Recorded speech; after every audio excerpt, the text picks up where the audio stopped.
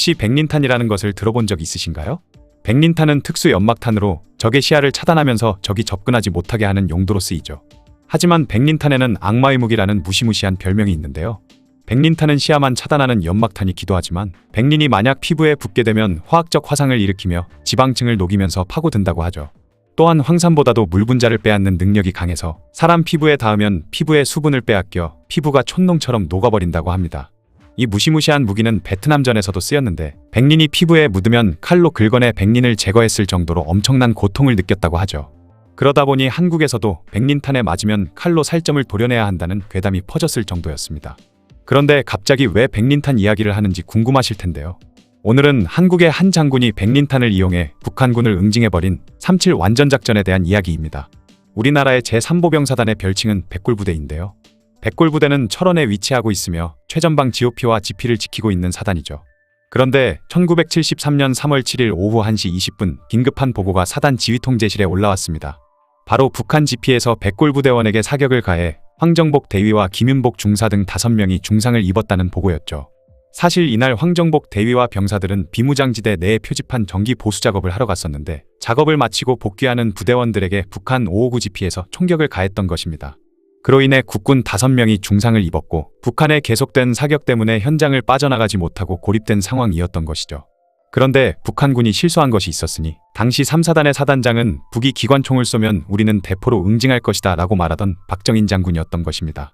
심지어 1961년 그가 전방부대의 연대장이었을 때 군사분 개선을 오가는 북한군을 가만히 보고만 있던 국군 중대장과 대대장에게 적의 손가락이 넘어오면 손가락을 자르고 발가락이 넘어오면 발가락을 잘라라. 적이 우리 지역으로 넘어온다면 즉각 사살해버려라 라고 말했을 정도로 북한 입장에서는 굉장히 무시무시한 장군이었던 것이죠. 어쨌든 상황을 보고받은 사단장 박정인 장군은 즉시 현장으로 향했습니다.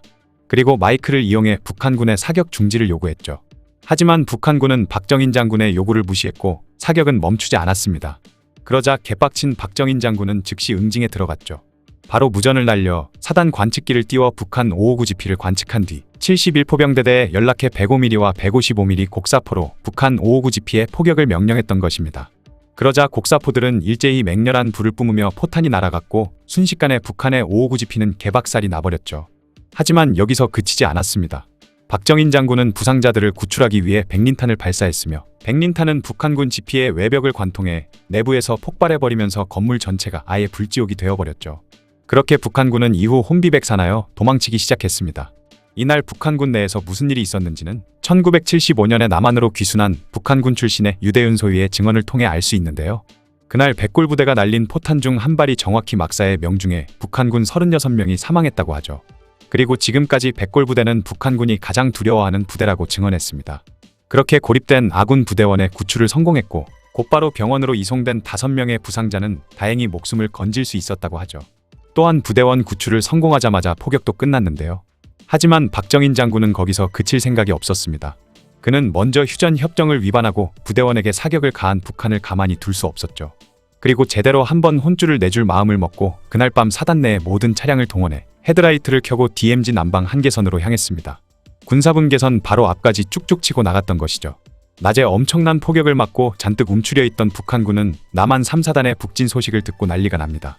이 일을 보고받은 김일성은 당황하며 직접 전군에 비상동원령을 내려 준전시태세에 돌입했고 북한 2개 사단까지 현장으로 추가 투입시키면서 한반도에는 일촉즉발의 전운이 감돌았죠.